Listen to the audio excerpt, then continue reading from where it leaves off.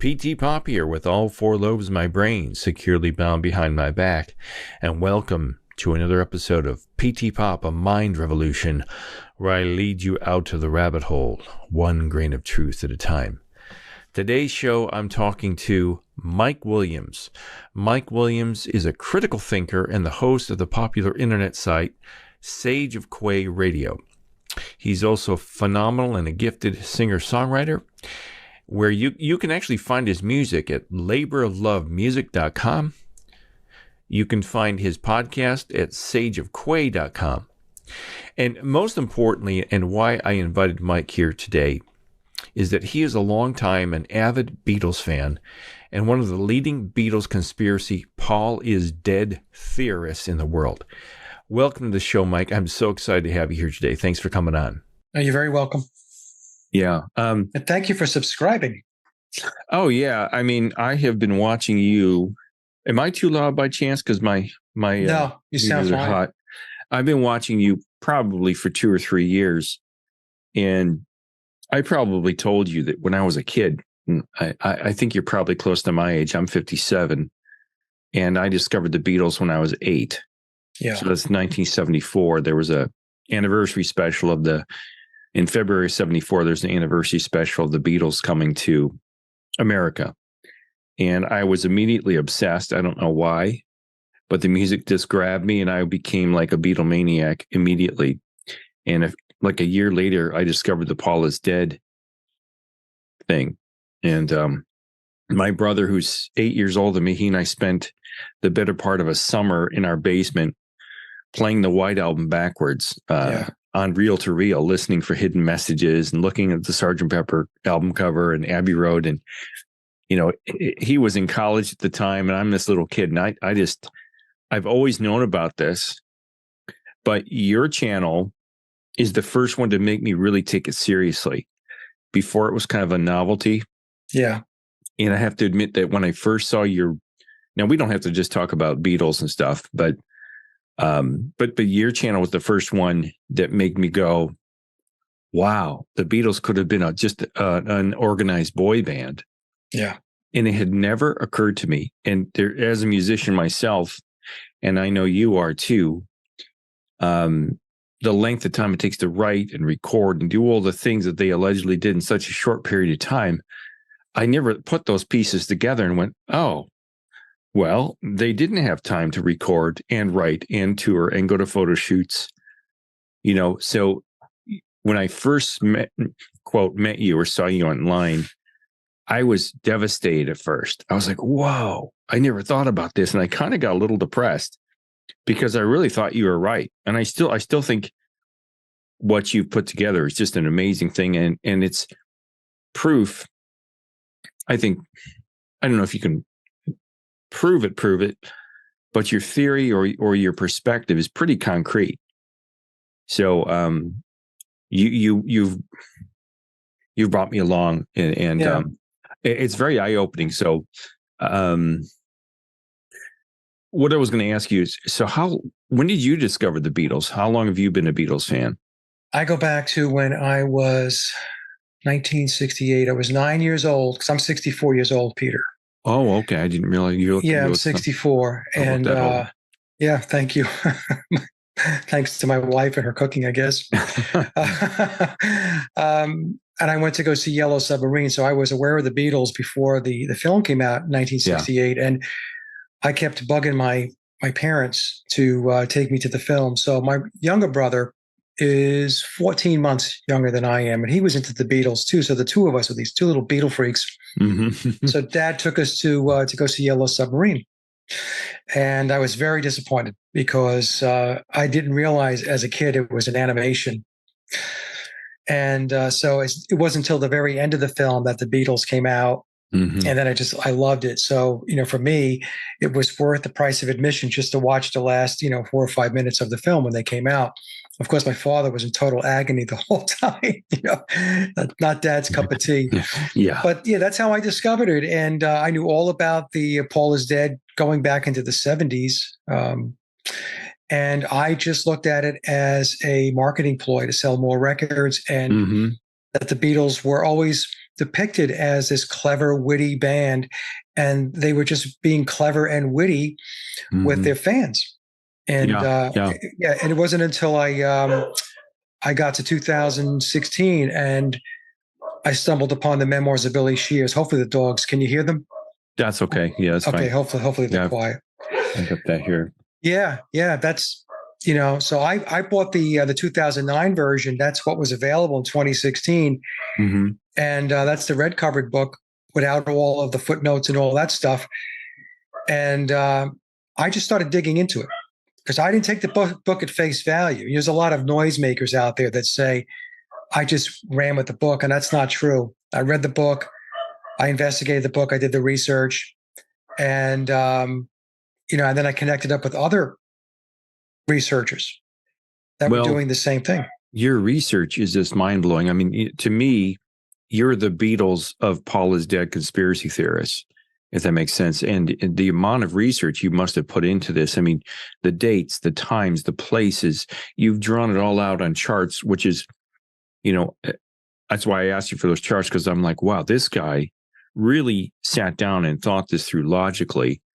And there's other people that do this on YouTube, but they're nowhere near as eloquent or well thought out as you. By far, you really put a huge amount of work into this. And what a lot of them do, Peter, is most of them, they believe the official story, the Cinderella story, as to how the Beatles began, organic and all that stuff.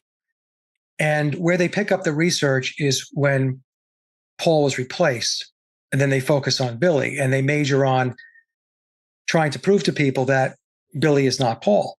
But they still want to protect and embrace the overall story.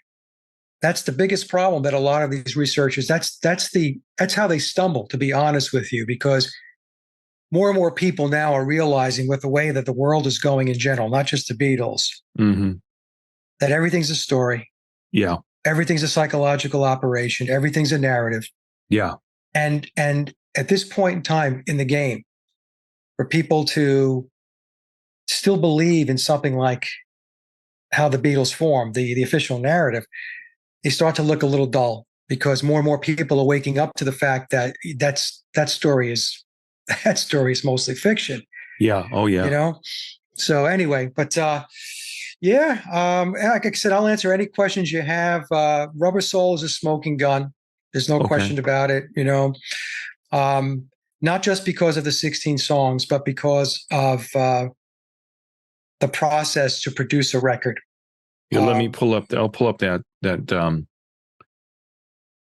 Rubber Soul graphic. So the way this came about, Peter, I was watching a DVD.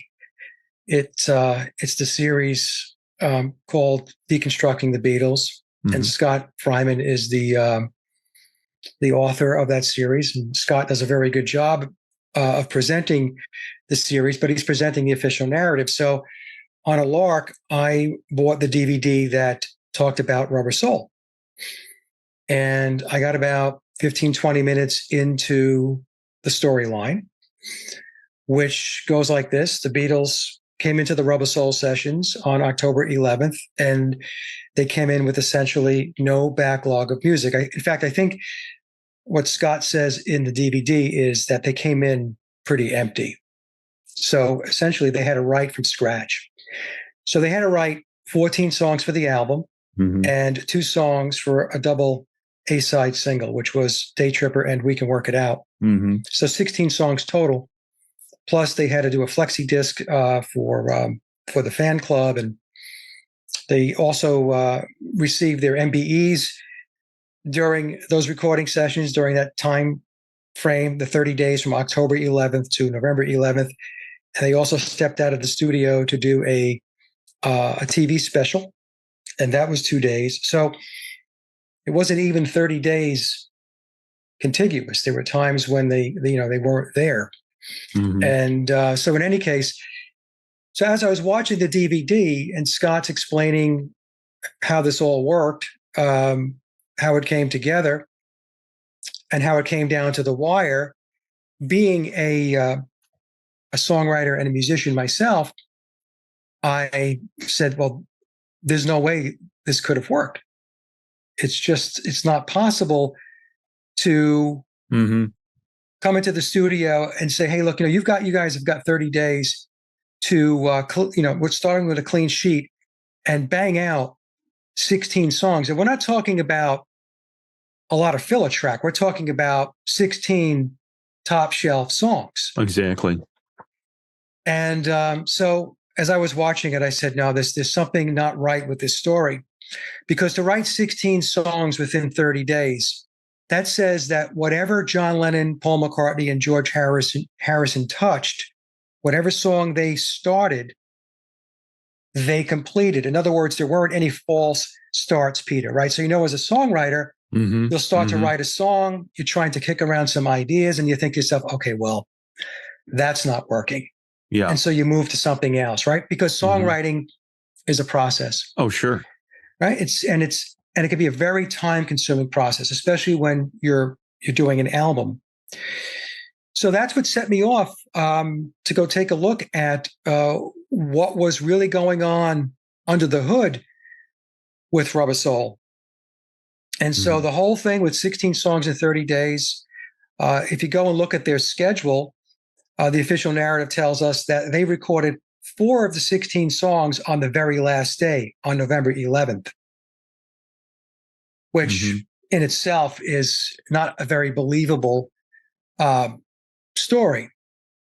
Now, aside from the 16 songs, another problem that Rubber Soul had is that they finished up recording late in the evening, going into the early morning hours of November 12th. The Beatles did. And the lacquer, which is what is needed, the final lacquer, finalized lacquer, in this case, it was the mono lacquer, is used to press the records.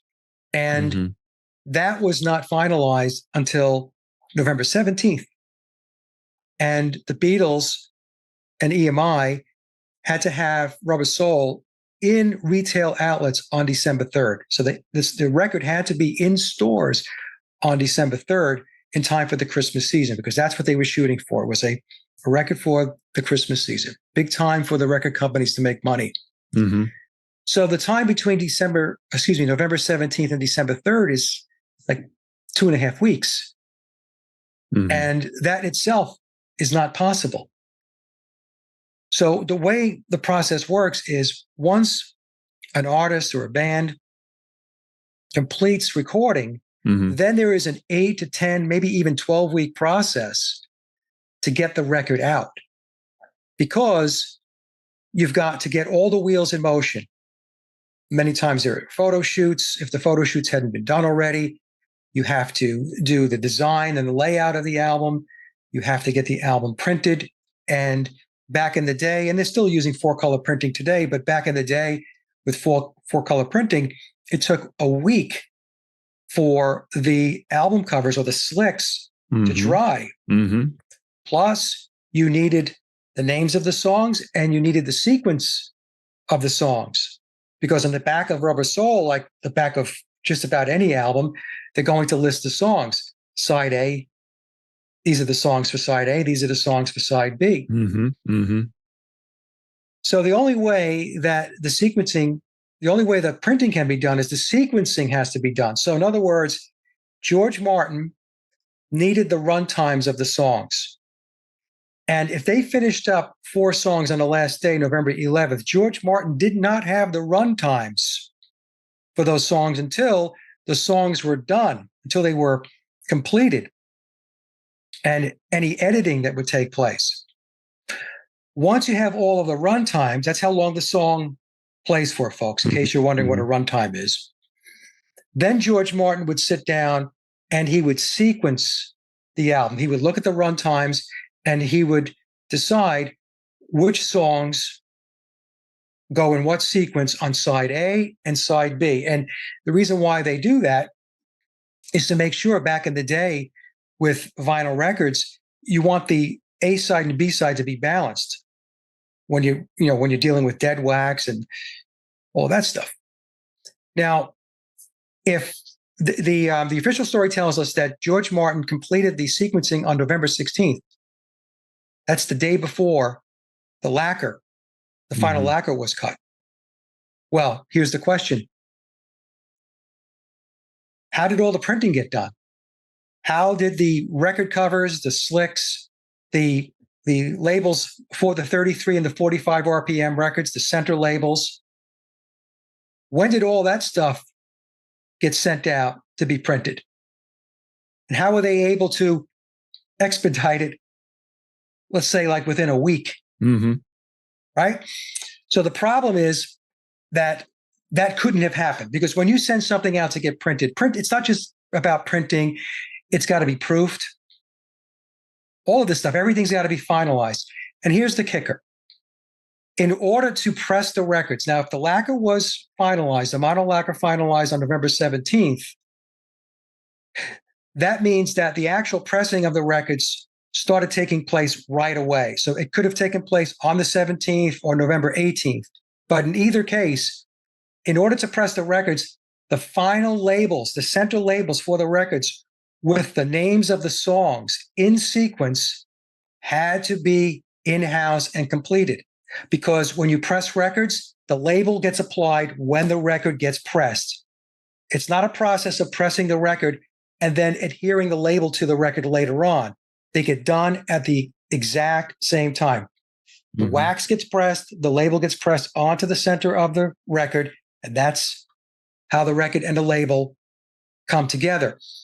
So that says in order for the records to start being pressed on either November 17th or the 18th, the labels with all the names of the songs and the sequencing had to be done. Well, if George Martin finished the sequencing on the 16th, how were the labels, the completed labels, in-house on the 17th or the latest the 18th when they started pressing the records? The answer is it couldn't have been. So then you have to ask yourself, well, then how did the labels get done? When were they done? So logically, you have to say, well, the songs were already known. The run times were already known. The names of the songs were already known. And the sequencing was done. And once you had those three elements, then the printing process for the labels and the jacket can begin. And what I did was I backed it up and said, look, if it's a 8, 10, 12-week process, then the printing process, the creation of the record jackets, the labels and all that stuff had to begin a lot earlier. Exactly. And it started before the Beatles entered into the studio on October 11th. And what I did, I used 6 weeks as the cycle time for the process, Peter. And the reason why I did that was to give the official narrative the benefit of the doubt. This way I could say, look, I put 6 weeks out there, which means that EMI, they pulled out all the stops to make this work because it was the Beatles. And but in reality, in the real world, when you're doing a record 8, 10, 12 weeks out after you conclude recording, and that's the process going forward. And, maybe 2 months later or 2.5 months later, your record will be out and packaged. So that was a big problem with the narrative. A big problem. So what they were able to do was they were able to get the initial batch of records out to the stores on December 3rd, and then continue to press after December 3rd, obviously, to get more and more records into the stores. But that's in my opinion, that is a smoking gun. And I've had people from the record industry, from the music industry, communicate with me and say, "You're right. You're right." Yeah, and I think if we back up, because we've jumped into 1965, but I think I don't know how much we can get into Tavistock and all that stuff, but this is how I take this is my interpretation of your take, or this is my interpretation of what I think happened. There's 4 guys in a band that the story goes, Brian Epstein just stumbles upon him because somebody bought a record in his record shop, and he's so taken by him, he busts his butt to get him a recording contract. But I think what the what we're theorizing, or you're theorizing, is that there are forces behind the scene that saw them as a potential tool to market a change in youth, in culture, and things like that. And they thought that they might be good puppets.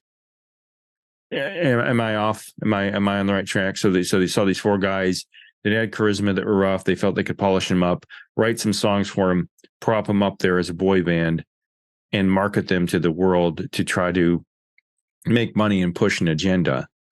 Yeah. And that's very, very 50,000 foot overview of what you're theorizing, correct? Yeah. So the official story tells us that the Beatles were these four guys from Liverpool, and they connected with Brian Epstein, who was a record store owner. And then he eventually gets them a record deal with EMI under the tutelage of George Martin. And then they go on to unparalleled fame and fortune. That's what I refer to as the Cinderella story. Exactly. Okay. It doesn't work that way. In order to have that type of trajectory, you have to have a machine behind you. So my argument has been that the Beatles were not organic. They were never organic. They were always managed, and they were engineered to become what they become for the purposes of social engineering.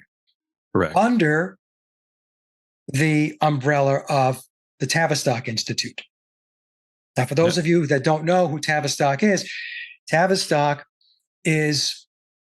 they're based in the UK, in London. They tuck in under the Committee of 300, and they are essentially responsible for all of the psychological operations, the conditioning, brainwashing, and social engineering throughout the world. Mm-hmm. Now, a lot of people, Peter, they have a hard time grabbing onto this because, they still think that these internationalist structures really don't exist. They really maybe exist in name only, but a lot of people think they have just a limited level of involvement in society and in the culture, when in fact they are running our society and determining what our culture is going to be. As an example, in the United States, our culture really is pop culture, which is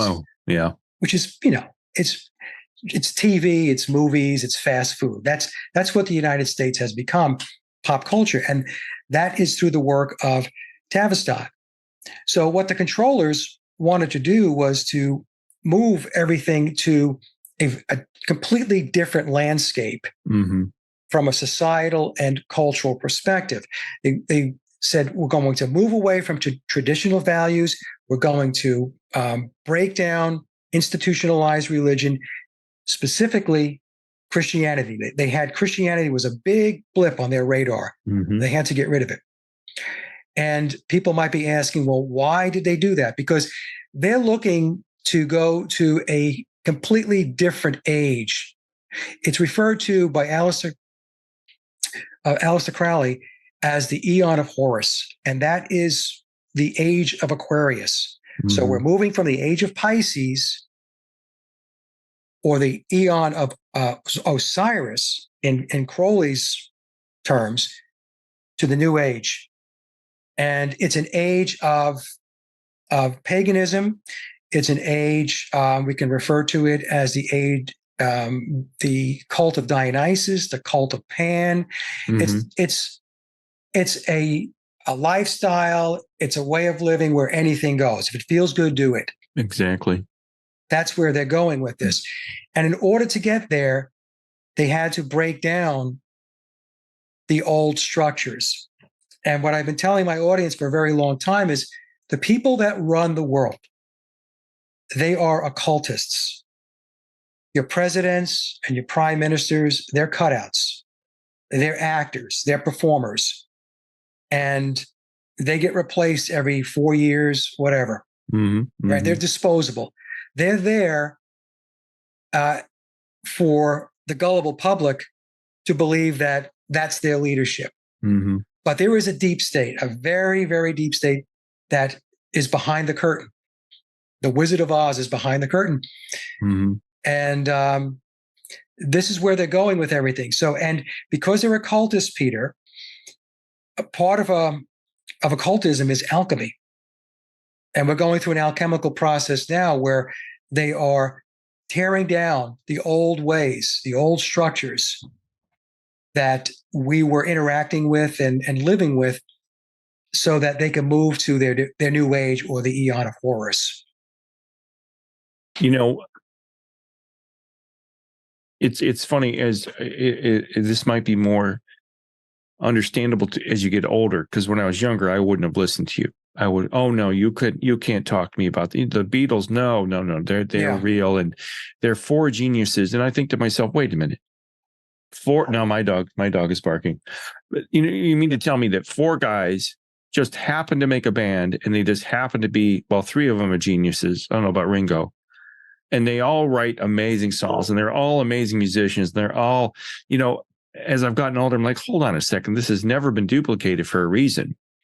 And I don't know when you first heard the Star Club album, but I was probably sixth grade when I heard the Star Club. Years ago, yeah. And I'm like, what is this? As a kid, I'm like, this is horrible.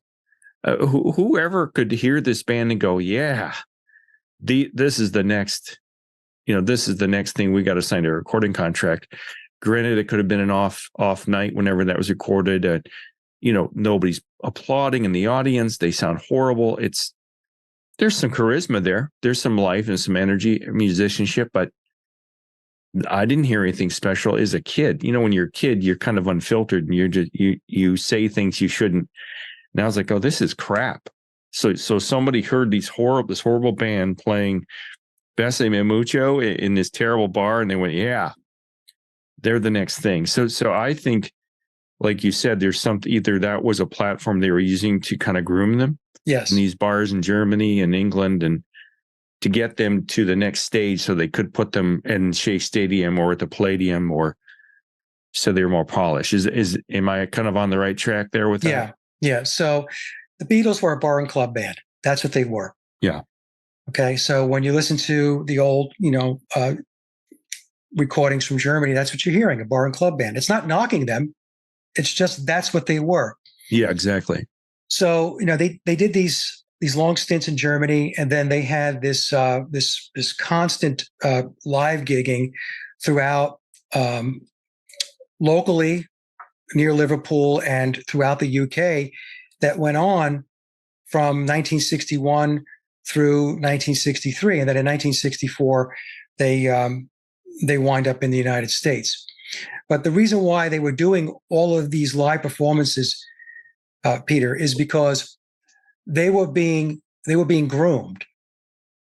It was boot camp to get their chops to the point where they could be taught the songs, the Beatles songs. They would be taught them how to play them, and then take them out on the road. The Beatles were the veneer for the music. Exactly. Yeah. They took it out on the road, and so that's what was going on. That's why they were doing all that playing. Like when they were in Germany, they were playing 7 hours a night. I have a recording of an interview with Pete Best when Pete was with the band going back to Hamburg, and he said that they would play 7-8 hours a night, and then once they got done playing, I don't know whether they went, they stuck around to go drinking or whatever, but he said they would wake up at 3:00 in the afternoon. That's when they got up, and they were staying in some old cinema. I mean, the conditions were horrible. So they wake up at 3:00, and Pete said they had to be back at the clubs by 6 p.m. So they had a 3-hour window between waking up and getting to the club to do another 7 or 8 hours of playing. So that's what Germany was like, especially in the early days. And if you take a look at their schedule throughout, locally, like I said, in Liverpool and the UK, from 61 to 1963, they were playing constantly, virtually every night. I mean, they had a couple of nights where they didn't play, but I have this, I have the link. You can find it on Wikipedia. It actually has their performance schedule, and you can take a look at it. It was just, they just kept going. And that was, again, that was to build their skills. That was to build their chops, not as songwriters, because Tavistock already had their songwriters. It was to build their skills to be able to be quick studies and to learn the songs that they were taught, and then to take them out on the road to push the whole psychological operation, the whole social engineering initiative known as the Beatles or Beatlemania. As you know, I argue that the Beatles between 1962 and 1966, I don't think they wrote anything, and I don't believe they played on any of the recorded tracks. Yeah, there you go. There you go. Yeah, this is wild. Yeah, so take a look at that. I mean, they're virtually playing almost every single night. Right. So if you keep going, you're going to 1962, 1963. Wow. Yeah, so they're in Hamburg. If you go they're up all in bit. Hamburg. This is all the top 10 club. And yes. Wow. Okay. We're still going. Geez, that's a lot of gigs. Yes. And that's pretty fortunate. I mean, I don't know if you were a gigging musician. I did it, I had a solo act, and it was so hard for me to get a gig, just 1 or 2 gigs a summer. Yeah. And granted, I'm not the Beatles or whatever they were, but how did these guys get so many gigs? Well, that's the thing. That's the question you have to ask yourself. So that gets back to there has to be a machine behind them. Yeah. So all of these gigs, folks, that Peter is showing you, this was to get them up to speed. This was to get the skill level up on their instruments enough so that they could be taught songs and take them out on the road. Mm-hmm. And we have to also differentiate between musician skills that will cut it playing live versus skill level that is required in the studio.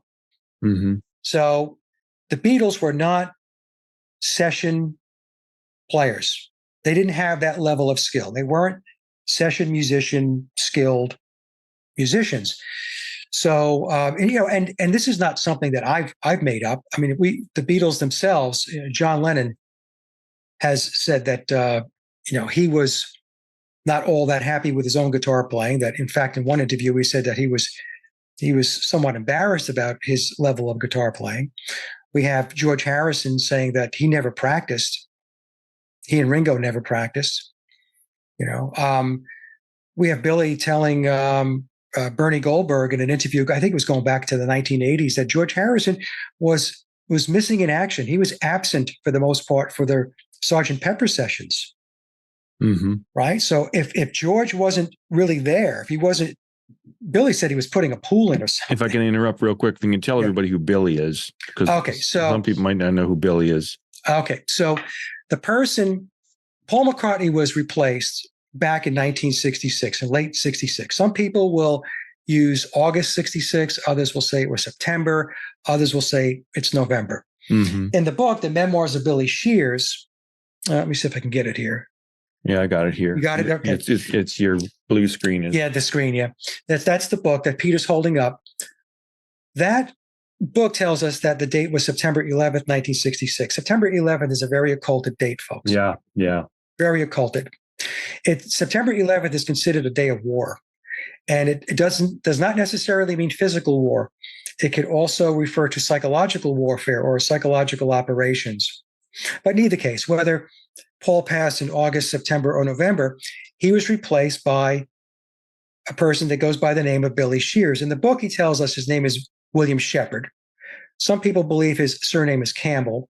And I just stay away from that, Peter, because it gets into a kind of a senseless debate. Is it Shepard or is it Campbell? I just go by what he has on the book, Billy Shears. It's just a lot easier. And that's how he refers to himself. That's kind of his alias. And so, Billy, he joined the band externally from a public perspective with the release of Sgt. Pepper. And Sgt. Pepper was his album. It was his baby. And it was he and George Martin that put it together. And so Billy was the driving force. But I also believe that Billy was in the background with the Beatles machine prior to the release of Sergeant Pepper. I believe that he goes back perhaps all the way back to 1962. And it's very possible that he was one of the ghostwriters for the Beatles during that period, and also one of the session players that was on the recorded tracks. Because again, so in case your audience doesn't know, I mentioned that my argument is the Beatles were not on the recorded tracks between 1962 and 1966. That means session players. Mm-hmm. George Martin hired session players, musicians, to play on those tracks. And who are some of those musicians? Well, we can only take a guess, right? We know that Andy White was hired to drum on P.S. I Love You and Love Me Do. Bernard Purdy has come out since the late 70s to say that he drummed on 21 Beatle tracks. Vic Flick was a great guitar player, was in the George Martin Orchestra. It's very likely that Vic was one of the session guitarists on Beatle tracks. He is the guitarist that you hear playing guitar on Ringo's theme in A Hard Day's Night, and on the United Artists release of the Help, instrumentals. The instrumentals. That was Vic Flick. Big Jim Sullivan. And Big Jim was very well versed on the sitar. So I believe it's Big Jim that was playing sitar on Norwegian Wood. I was contacted by a relative of Ronnie Verrill, the great jazz session musician out of the UK. Ronnie's been dead now for a number of years, but his relative told me that Ronnie drummed on Beatle tracks as well. Wow. And I have a clip of Glenn Campbell introducing Cream in 1968 and saying that they were studio musicians, they formed their own band, and they played on they played on tracks for the Beatles, and he mentioned a couple of other bands. So that's interesting, right? Because, Eric Clapton played lead guitar on While My Guitar Gently Weeps. I have surmised that I believe it's also Eric playing the lead guitar on Old Brown Shoe. That sounds like Eric to me. That sounds like Eric Stratt playing on that song. And people have asked me, because Bernard Purdy in a 2004 interview said that there were four drummers on the Beatle records between 62 and 66, and Ringo was not one of them. That's a direct quote from Bernard Purdy. And Bernard is one of the most recorded drummers of all time. He's a great, great studio player. He's still alive today. He's in his 80s. So the question becomes, well, who were the four? Well, we know Andy White. That's the official narrative. We know Bernard says that he drummed on 21. I had one of Ronnie Verrill's family members contact me and say Ronnie was one of their drummers. That's three. And then with the Glenn Campbell clip, I'm thinking, well, was Ginger Baker? Maybe it was Ginger Baker. So it could be Hal Blaine from the Wrecking Crew. And some might argue, well, why would the Wrecking Crew, which was American-based, be involved in Beatle records? Well, what a lot of people don't know is those tapes, they made their way across the pond to get this music done. And in fact, Bernard said that when he did the recording of the 21 tracks that he drummed on for the Beatles, the tapes were sent over to Capitol in New York. That's where he did the drumming, in the Capitol Studios in New York, not over in London or the UK. So it's a crazy story. It really is. It really is. I don't want to get you derailed here, Peter. I know we're short on time, so whatever the questions you have. No, I think it's fascinating because, as I said, I'm not trying to put them down, but as a musician myself, when I hear them play, there's no way that these guys could play as precisely as they sound on whatever, Meet the Beatles, With the Beatles. All that musicianship is precise and crisp and clean. And they did it supposedly in a couple of takes and the song was done. And you and I both know, you sit down in the studio and somebody gets paranoid and they forget where to come in. And so these guys were just so brilliant. They just sat down behind their mics and their guitars and they just knocked off Day Tripper in a couple of takes and that was it. I mean, there's not a chance in the world I believe that. No. Especially when they're high on pot and whatever else they started taking in the mid 60s. There's no way. And this is where I started thinking, after I got the initial shock of your first presentation, I went, wow, maybe this guy is right. Because, just from a creative perspective, these have to be the four luckiest artists of all time that just fell into this sweet gig.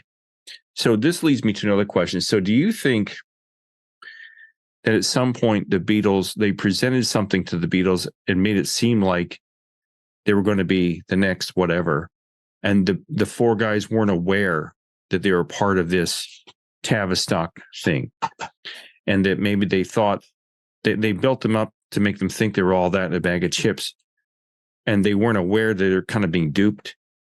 They said, we're going to write the songs for you, we're going to put you up on stage, and then this is my theory, I think they started doing heavier drugs when they realized they were stuck in kind of this deal with the devil. Yeah. Literally and figuratively. Like John Lennon, I think he starts shooting up because he's like, I can't take this anymore, because I thought I was going to be a rock star. If this is what it is, I'm done. And I think he wanted out. That's just total theory on my part. But what do you think, that they were aware of it, or do you think they got duped into being the Beatles? I think they were certainly aware that they were being deceptive, but I don't believe they understood the full magnitude of why the deception was in play. So they had their role, and that's all they had. They had a role. So some people would say, "Oh, they didn't know." I said, "Well, you know what? They didn't know the full picture, but they did know that they weren't writing the music, and they did know that they weren't on the recorded tracks, especially between 62 and 66. From 67 to 70, George Harrison and John Lennon played on more of the recorded tracks and contributed to the song content. But they were still using studio players and ghostwriters from 67 to 1970. That's what I've deducted. So to answer your question, Peter, they didn't know the full breadth of what it is they were really involved in. I mean, we're talking about a major league psychological operation. We're talking about it's gigantic. Okay, it's a gigantic psyop. What I've noticed, and even as a kid, I always refer back to when I was a kid, because you kind of hear things in a pure form. When I heard the White Album for the first time, I'm like, this is the Beatles? Right. I mean, it sounded like sloppy to me compared to Sgt. Pepper's. It sounded sloppy and loose, like they were really playing on it for the first time. I think the White Album, you're starting to hear them really play as a band. Yeah. And then I don't know about Let It Be is pretty sloppy, and Abbey Road, I think they polished that up pretty good. But what do you think? I mean, I just think that the White Album is just, some of it is really loose, I think. Yeah, the White Album sounds like a solo album by four different people that was put together. That's how I kind of, right? Yeah. They all went off in different directions, and they said, okay, here's my song and here's mine, and they stuck it together. But like I said, not all of those songs were written by them, or it was them on the recorded tracks. An example of the White Album where I use as an example where to say a Beatle wrote that song, but a ghostwriter wrote this one, is the song Piggies. So we have Long, Long, Long, which is a George Harrison composition. And I believe George wrote that song. I mean, it's a very slow, plodding song. It's not difficult. Is it possible that George wrote that song? Yes. Piggies? No. All of a sudden, we have this classical, Baroque composition with lyrics that are right up Theodore Adorno's alley, who is a social scientist with Tavistock. So Piggies is a song that was written, credited to George Harrison. George sang it, obviously, but he didn't write the lyrics, and he didn't write the music to Piggies.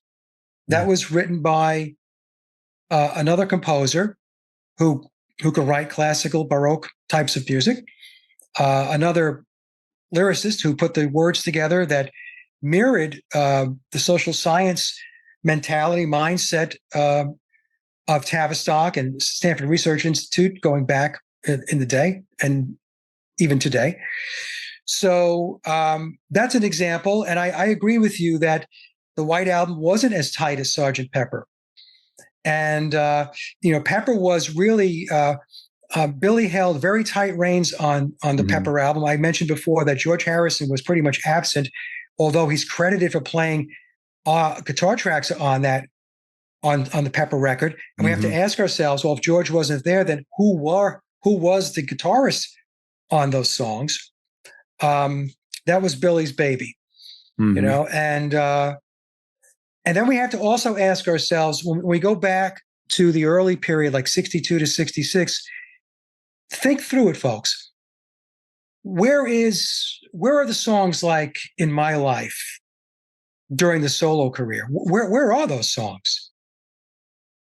Think back to those songs and think about how brilliant they were, the lyrics, the music, and all of that dissipates. It just completely goes away, especially when they go solo. In fact, I would argue that once 67 turned around, we got into 1967 through 1970, we don't hear that style of music pretty much anymore either. The 62 to 66 period kind of stands by itself. 67 to 70, we get more into the psychedelic stuff, but it's still good. But then once we get into the solo period, all of a sudden this songwriting prowess that we were told is the Beatles falls off the cliff. Now, and that's not to say that there weren't some good songs in the solo years, but I mean, when we're talking about pound for pound, when we take a look at both periods, in my view, there's no comparison. I don't know how you feel about it. Well, no, I think especially John Lennon's music after the split is just garbage. I can't stand most of the stuff he released. Not all of it, but like Sometime in New York City, and it's horrible. I hate that album. It's just terrible. And people, these Beatlemaniacs, like I used to be, it's a stroke of genius. And no, I some of the stuff off of Number 9, Dream, and Imagine's a great song, but I wonder, how did he pull this song Imagine out of his backside, and the rest of the album is kind of crap? I mean, where did Memoirs tells us he didn't write Imagine. It was credited to him. Yeah. So, Imagine is the anthem of the New World Order. Imagine no possessions. That's no different than what Klaus Schwab is telling everybody. You'll own nothing and be happy. Yeah. And be happy. Yeah. It's the same thing. Well, go ahead. Yeah, go ahead. No, I was just going to say, so on another, I'm going to kind of on a parallel. Have you noticed how music affects you mentally? Because I didn't really tune into this until I was older, but there's an album by Crosby, Stills and Nash, that album called just Crosby, Stills and Nash. I'd never heard the whole album. I bought it a couple years ago, digital format, put it on my speakers here, and I went into a trance. And I don't do drugs. I don't drink anymore. And I would go into this like trance, just listening to this music. And I'm like, what is wrong with me? What is in this music that is putting me in this frame of mind, like this very peaceful, bliss like state, not quite bliss. And I wonder, do you believe there's something hidden in the mastering of the music that is kind of like the Pied Piper that's kind of putting the kids or the people into a trance? And I know this sounds really paranoid, but I'm telling you, I can't listen to music from my childhood anymore, because the stuff that I thought was a love song when I was a little kid, now I hear the lyrics and it's about heartache, it's about breakup, it's not about love. Yeah. But it's called a love song. So do you think there's something in the music industry that is, I don't know, for lack of a better word, hypnotizing the youth? Yeah, I think that's Alan Watt, the musician, and the Alan Watt that did Social Commentary.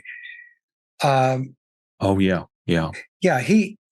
in my presentation, The Addendum, which I released back in April, which is the follow-up to my April 2020 presentation, Did the Beatles Write All Their Own Music?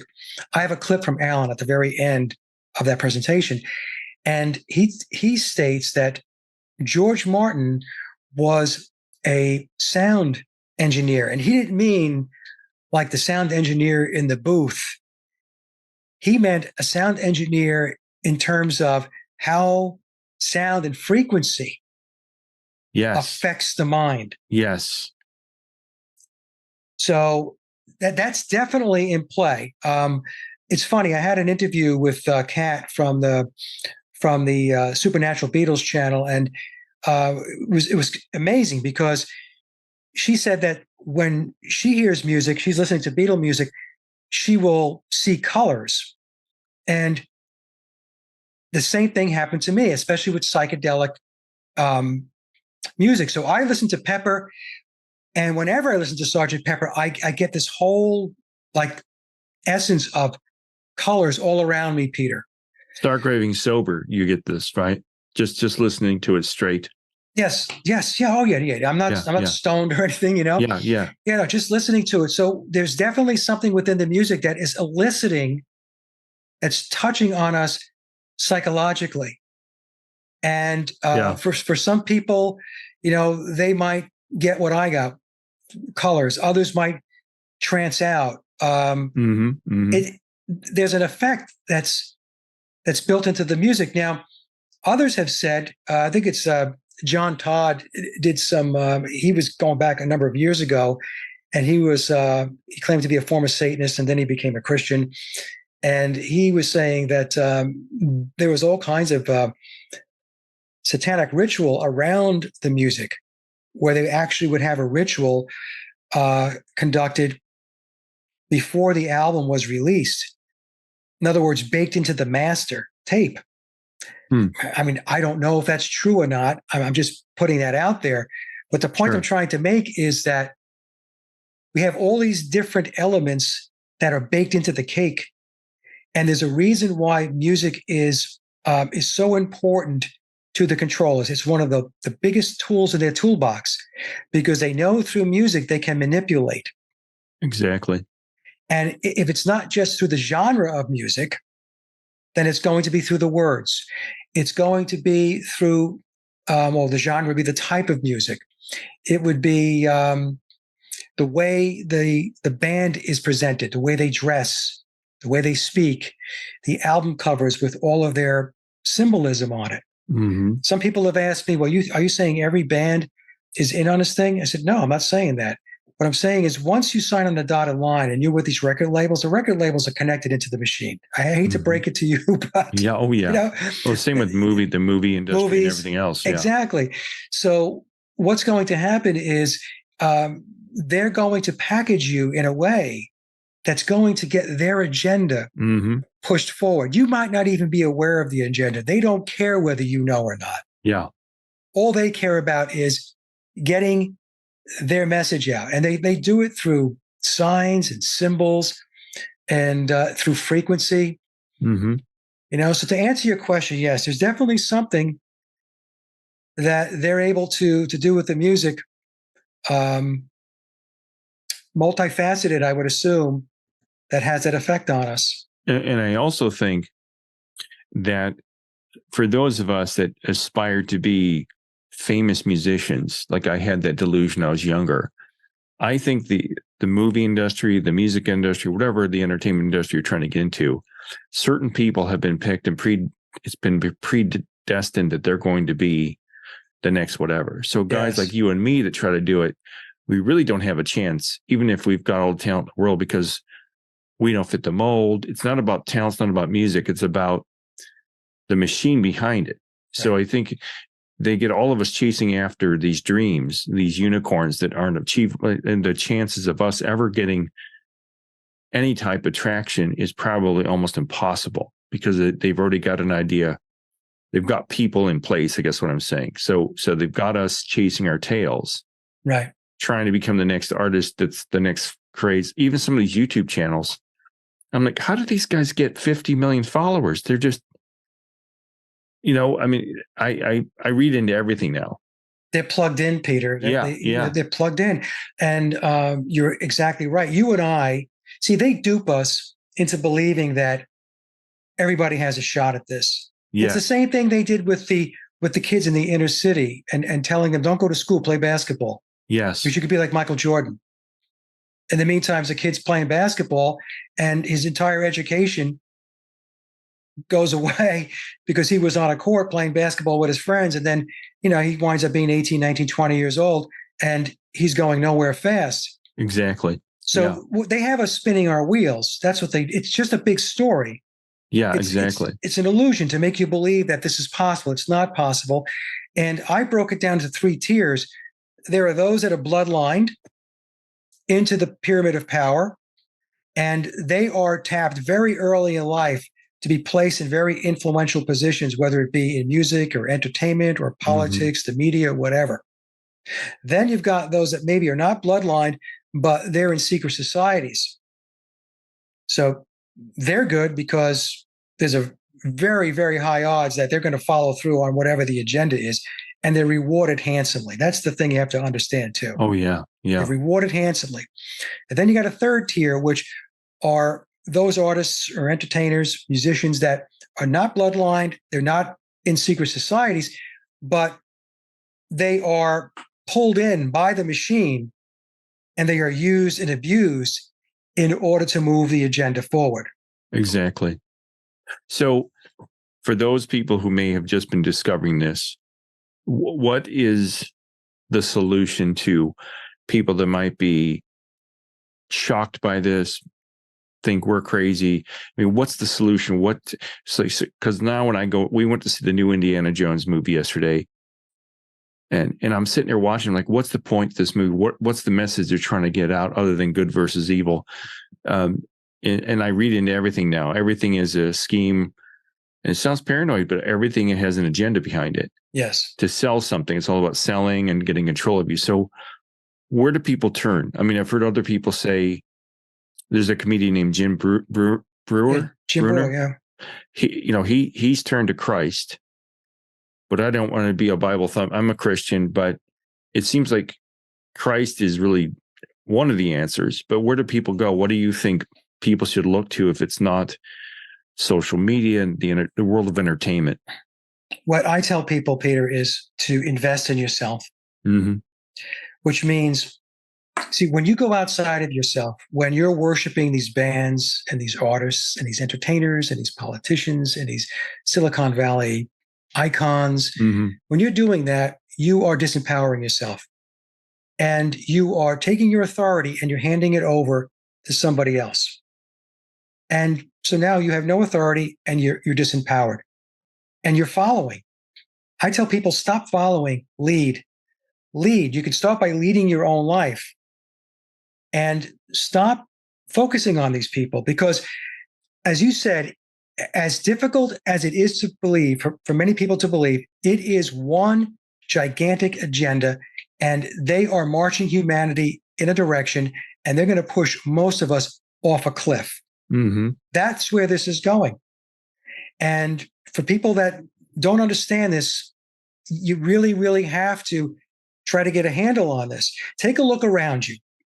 All the dysfunction that you see that's going around, it's not coincidence. It's not just happening. It's not just pockets of stuff that are happening. Oh, what's going on with the world? The whole world seems to be breaking down. The whole world is breaking down. And the reason why it's breaking down is because there is a master plan, there's a master strategy in place by the controllers, by the internationalist structure. Some people call them globalists, the Illuminati, whatever you want to call them, whatever name you want to give them.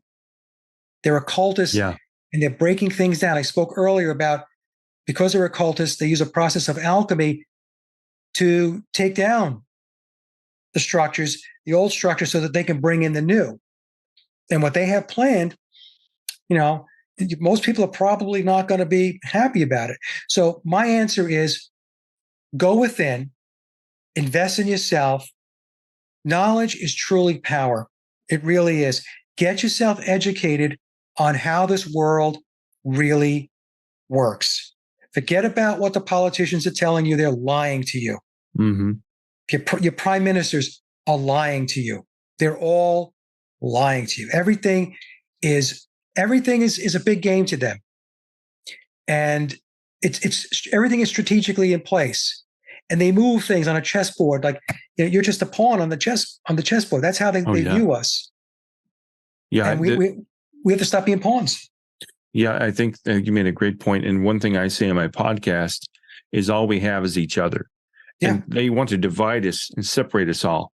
But like just here in my street, the neighbor's dog died, or, we all kind of know each other, and we're kind of, we don't, it's not a clan, but we feel for each other and we communicate, even during the pandemic. But other people in the same neighborhood, you'd see them on the street, and if you didn't have your mask on, they literally run into the street to get away from you. I'm like, no, we've got to stop doing that to each other.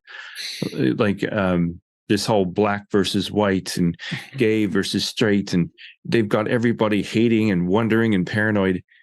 Why don't we just embrace each other and turn away from, do I need a new Toyota? Do I need a new, well, I should talk. I'm surrounded by cameras and lights and stuff, but I've bought into some of the, I just released a movie last November, a documentary, and I'm like, oh, should I put it in the film festival circuit?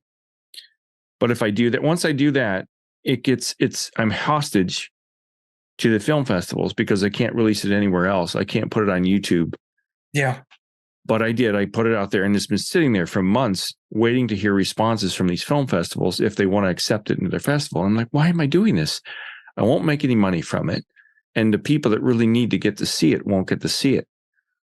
So I kind of still am waiting in the filth, I guess, hoping I get some type of recognition. But I don't think it's possible unless you have connections, or you, like you said, you're tied into the machine. Yeah, you have to be tied into it. And I understand what you're saying. For me, I just gotten to the point, Peter, maybe it's because of my age, where I have detached from all of that stuff. And when I put like my music out there, I put it out there, and I think to myself, okay, well, hopefully people will hear it. I'll do the best I can to try to promote it. But it's out there. Yeah, I wanted to say I like your music. I listened to Billy Pepper. I really like that song. And you've got, if you want to listen to Mike's music, I pre-recorded an intro about your music on laboroflovemusic.com. Yeah. And also, if you want to go to Mike's website, it's Sage of Quay Radio. And sageofquay.com. Oh, is it sageofquay.com? I'm sorry. Sageofquay.com. That's okay. Yeah. And you can find Mike on YouTube. Just look for Mike Williams or look for Sage of Quay. Well, that's one thing I want to ask you, and I know we're a little over, but where did you come up with Sage of Quay? I've always wondered what that means. What is that? Well, there's a town that I live in, and it's a part of the name of the town, and it's actually an abbreviation, Quay. Oh. And this goes back years ago, Peter, years ago. Mm-hmm. And when I started off as a blogger, I started off blogging in like 2011. I still run my blog. I still do it every day. And so I was putting up all of this conspiracy research, alternative research stuff on the blog.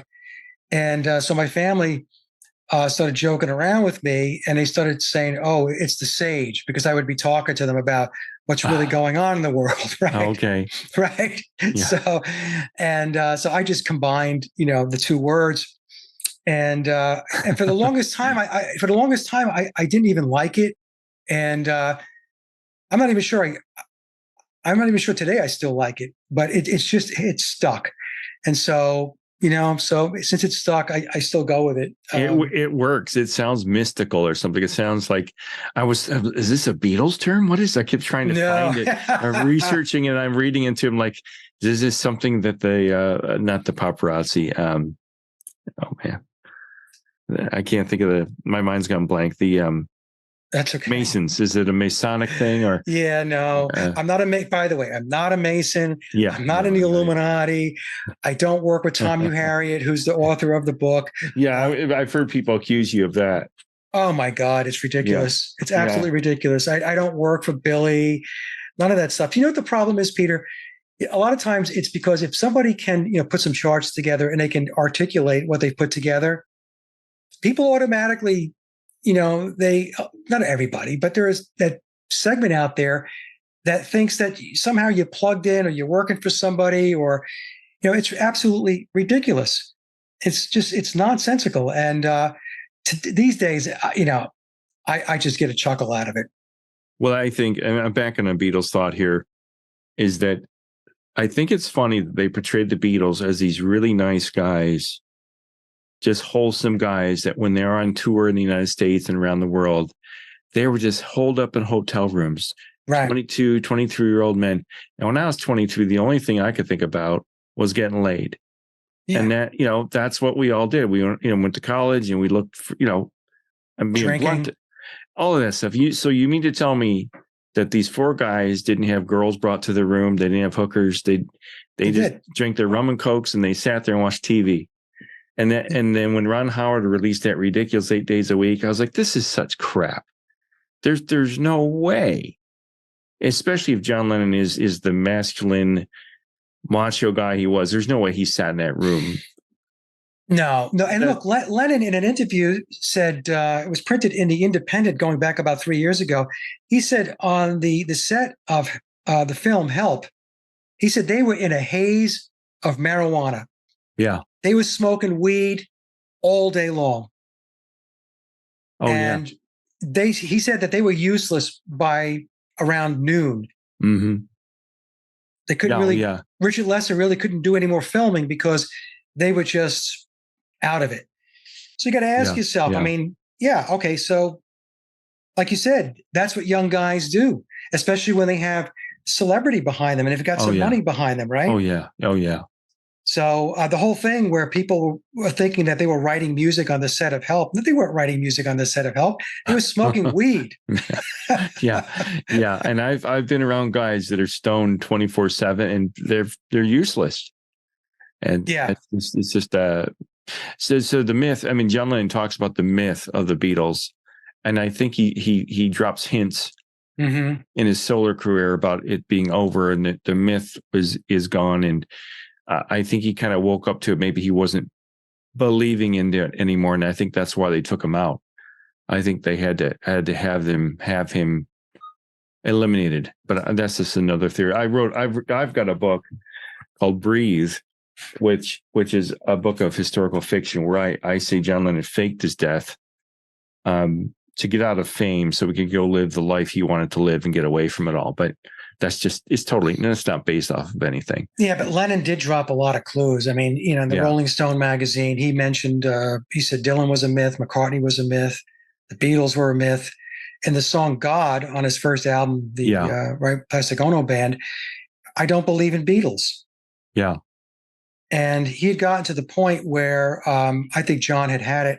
And, when you think about it, Peter, when you live with that much deception over time, it has to wear on you. And you've got to get to a point where you think to yourself, I can't do this anymore. Sure. And how many times you got to wake up in the morning and think to yourself, is today the day I get found out? Oh, yeah. Is today the day when somebody drops the dime on me? Yeah. And I think that I think they got to that point. George Harrison as well, and Ringo, did two interviews where he talked about the songwriters. He didn't mention John or Paul. He called them the songwriters. Oh, I forgot to ask you the most important question of all. Did you say peace and love on July 7th at noon? No, I did not. Do you know about that? No. Ringo Starr goes on Instagram and he says, everybody for my birthday at noon, say peace and love, peace and love. And the whole world's supposed to, think peaceful thoughts for 2 seconds. So if it was Ringo or his double. Yeah. He certainly has aged well for someone. Well, I mean, the thing is, if you go back 10 years, 15 years ago to some clips and you look at him back then and you look at him now, I mean, it's, he's getting younger and younger. But I have a clip of Mike Campbell from the Heartbreakers. And he was openly discussing Ringo's double. Ringo sometimes sends a double. Who evidently, the double evidently can play. So if Ringo can't make it, because Ringo's up in age now, he goes and sends his double. And Mike Campbell was saying, he looks just like him, sounds just like him. Here, let me show you this picture. I think I sent this to you once before, but there's this picture. I saw this picture of Paul McCartney when I was like 9 years old. Yeah, it's Billy. Yeah. And I said, this is not Paul McCartney. I mean, the head's shaped differently. It's not. And even as a kid, I knew it wasn't, Paul McCartney. And I used to have this picture in a scrapbook. Yeah. So plus he's wearing a hairpiece. Yeah, exactly. It looks like a total little wig or something. But by the way, folks, Billy is blind in his right eye. Okay, yeah, you touched on that, didn't you? Where you think he had his eye taken out? Yeah, so the ritual. Yes, and we talk about clues to compare or to prove that Billy is not biological Paul and biological Paul is not Billy. A lot of times we talk about Billy's face is longer, his ears are different, he has a higher, forehead. He's taller. Yeah. Mm-hmm. Well, another researcher, a colleague of mine, a good friend of mine, Sally Whitty, who is also blind in one eye. She has an ocular prosthesis. She realized that Billy, he's blind in his right eye, and he has an artificial eye. Sees with his left, and he's blind in his right. So that's a major. I think it's the clue of all clues because it clearly differentiates Billy from biological Paul. Because if you look at Paul, he had two perfectly fine eyes. Billy does not, and the way is Billy's two eyes on occasion will not sync up. They will not move in alignment with each other. Yeah. Right. So that's how And actually, folks, there's on my Paul is Dead YouTube channel, if you go down to the playlists, you'll see a playlist for Billy's eye. And I go through some slides where I show what I'm talking about his eye and how it doesn't align and how it gets out of sync every once in a while. No, I think there's a lot of things out there that are manipulating each and every one of us. And fortunately, a few of us, like you and me, are awake to it. But I am really, really grateful you came on here. I've been a big fan of yours for several years now. And I'm amazed by all the work and the effort you put into this. And I really appreciate you being on tonight. Oh, thank you, Peter. Thank you for having me. It's been a great conversation. It's great when it's freewheeling and we could just chat. That was Mike Williams, and I'm so glad we got a chance to talk today. I have been watching Mike for a couple of years on the internet, and he's just a very intelligent, well-spoken, organized, passionate artist and a believer of looking at life in a different way. Let's just put it that way, because I think there's a lot of things that they want us to think. And there's a lot of programming that goes into us as kids, through the media, through our schooling, through the government, that warps and shapes our mind. I think Mike is one person help us out of the woods, so to speak. Well, not so to speak, out of the woods, literally. So, Mike, thanks so much for coming on tonight. And you can find Mike's work. You can find his music at laboroflovemusic.com. You can find his podcast on sageofquay.com. You can also find it on YouTube. On his channel is the same name. Look for Mike Williams or Sage of Quay on YouTube, and you'll find him there. Thanks for watching PTPop and Mind Revolution. And remember, all we have is each other. Take care. Bye.